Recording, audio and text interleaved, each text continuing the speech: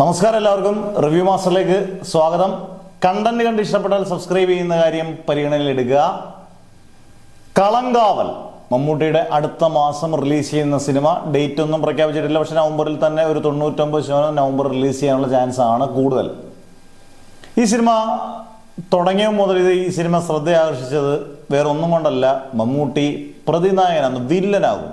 Villain വേഷം ചെയ്യാൻ Mammootty അസാധാരണമായിട്ട് villain വേഷം ചെയ്യും. പ്രത്യേകിച്ച് നായകനായതിനു ശേഷമുള്ള വില്ലൻ വേഷം, പ്രത്യേകിച്ചും പാലരി മാണിക്യത്തിനകത്തായാലും വിധേയലിലെ ഭാസ്കര പട്ടേലറായാലും തുടങ്ങിയിട്ടുള്ള വില്ലൻ വേഷങ്ങളൊക്കെ, പുഴുവിൽ ഏറ്റവും ലാസ്റ്റ് പുഴുവിലായാലും വില്ലൻ വേഷങ്ങൾ ചെയ്യുമ്പോൾ മമ്മൂട്ടിക്ക് ഒരു പ്രത്യേക ഒരു കരിഷ്മ നമുക്ക് തോന്നും.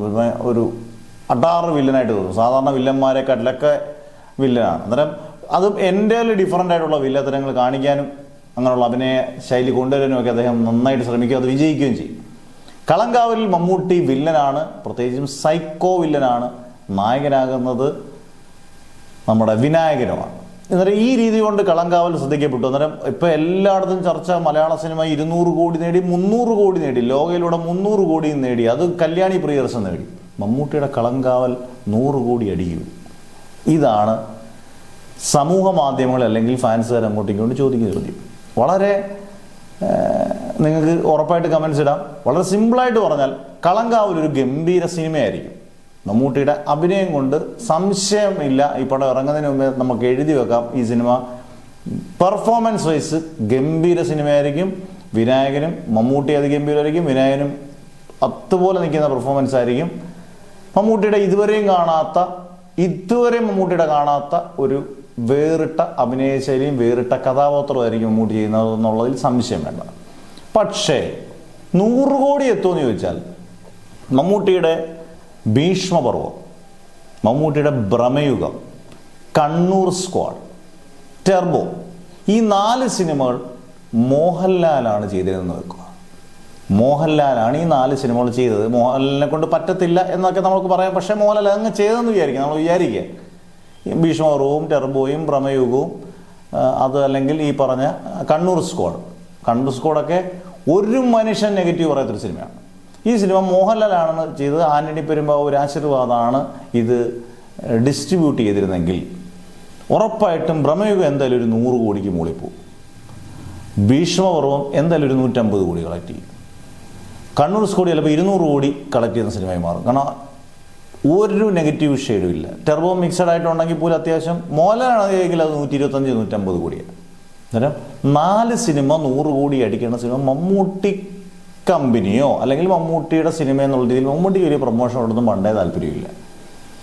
അത് ഒരു നല്ലതാണെന്ന് ചോദിച്ചാൽ മമ്മൂട്ടിക്ക് താല്പര്യത്തെ അദ്ദേഹത്തിൻ്റെ ഇഷ്ടം. പക്ഷേ ആരാധകരെ സംബന്ധിച്ചുള്ള അത് ഭയങ്കര നിരാശ തന്നെയാണ്. പ്രത്യേകിച്ച് ഇപ്പോൾ ഈ ക്ലബിൻ്റെ കാര്യം പറയുന്നതോടുകൂടി 300 കോടി വരെ അടിച്ചിട്ട് പോലും മമ്മൂട്ടിക്ക് ഒരു 100 കോടി ഇല്ലെന്ന് പറയുന്നത് മമ്മൂട്ടിക്ക് താല്പര്യം. മമ്മൂട്ടിക്ക് അഭിനയ പ്രാധാന്യമുള്ള സിനിമകൾ, കോവിഡിന് ശേഷം അഭിനയ പ്രാധാന്യം കൊണ്ട് ഒരു സൈഡിൽ ശരിയാണ്, 100 കോടിയില്ല, കളിയാക്കുന്നവർക്ക് മുമ്പിൽ ഇതാകാം. പക്ഷേ ഇന്ത്യൻ സിനിമയ്ക്ക് എടുത്തു വെക്കാൻ പറ്റുന്ന അതിനേക്കാട്ടിൽ ഉയരെയുള്ള കഥാപാത്രങ്ങൾ ചെയ്ത് അദ്ദേഹം വിസ്മയിപ്പിക്കുന്നുണ്ട്. ഇപ്പം നൻപോൽ നേരത്തെ മയക്കമാണെങ്കിലും, കാതലാണെങ്കിലും, പുഴുവാണെങ്കിലും, റോഷാക്കാണെങ്കിലും, ആരാണ് അങ്ങനെയുള്ളൊരു സിനിമയുടെ കഥ കേട്ട് അഭിനയിക്കുന്ന ആലോചിക്കും. റോഷാക്ക് എന്ന് പറഞ്ഞ സിനിമ അഭിനയിച്ച് അത് ഫലിപ്പിക്കാൻ എനിക്ക് തോന്നുന്നില്ല ഇന്ത്യൻ സിനിമകളാണുണ്ടാവും. ഇനി ഇങ്ങോട്ട് വരുമ്പം ഭ്രമയുഗം ഇനി ഇങ്ങോട്ട് വരുമ്പം വരാൻ പോകുന്ന കളങ്കാവൽ അഭിനയം കൊണ്ട് വിസ്മയിപ്പിക്കുന്നുണ്ട്. മോഹൻലാൽ അഭിനയം കൊണ്ട് വിസ്മയിപ്പിക്കുന്നില്ല, പക്ഷെ ആരാധകർക്ക് ഭയങ്കരമായിട്ട്. ഇപ്പം മോഹൻലാൽ ഒരുപാട് നാളിന് ശേഷം, ലൂസിഫറിന് ശേഷം നേരെന്ന് പറഞ്ഞൊരു ആവറേജ് സിനിമ ഒരു 80 കോടി കളക്ട് ചെയ്ത് മോഹൻലാലിൻ്റെ ഫാൻ ബേസ് കൊണ്ട് തന്നെയാണ്. അല്ലെങ്കിൽ മോഹൻലാലിനെ ഒരു ആരാധകർക്ക് മോഹൻലാൽ അങ്ങനെയുള്ള ചിത്രങ്ങളെ ചെയ്യുന്നുള്ളൂ. നേരത്തെ തന്മാത്രയോ അല്ലെങ്കിൽ ഭ്രമരോ പോലുള്ള സിനിമകൾ മോഹൻലാൽ പൂർണ്ണമായും നിർത്തിയത് പോലാണ്. കാരണം അങ്ങനെയുള്ള സിനിമകൾ ചെയ്യാൻ മോഹൻലാലിന് താല്പര്യമില്ല, മോഹൻലാൽ ഫാൻസിന് താല്പര്യമില്ല അത് കാണാനും അധികം. തന്മാത്രയും ഭ്രമരമൊക്കെ വന്നാൽ ചിലപ്പോൾ കാണുമല്ലോ. പക്ഷേ അങ്ങനെയുള്ള സിനിമകളല്ല മോഹൻലാൽ ഇപ്പോഴും ഇനി ചെയ്യാൻ പോകുന്ന ചിത്രങ്ങളിൽ മോഹൻലാൽ ലിസ്റ്റിൽ അങ്ങനെ ഒരു സിനിമകളില്ല.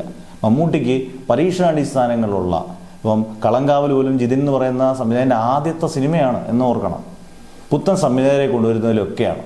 അന്നേരം പല വശങ്ങളും നോക്കിയാൽ കളങ്കാവൽ ഒരുപക്ഷെ ഗംഭീര സിനിമയായിരിക്കാം. പക്ഷേ ഈ പറഞ്ഞ 100 കോടി ക്ലബിൽ ഇതൊക്കെ എത്തുമെന്നുള്ളത് അത് മാർക്കറ്റ് ചെയ്യുന്ന തന്ത്രങ്ങളുടെ അടിസ്ഥാനത്തിൽപ്പെടുത്തിയിരിക്കും. പക്ഷേ മമ്മൂട്ടി ഒരു സൈഡിൽ ഗംഭീരമാണ്. കാരണം അഭിനയത്തിൽ തേച്ചു മിനുക്കി അദ്ദേഹം ഒരു രക്ഷയില്ലാത്ത കഥാപാത്രങ്ങൾ ചെയ്ത് നമ്മളെ വിസ്മയിപ്പിക്കുന്നു.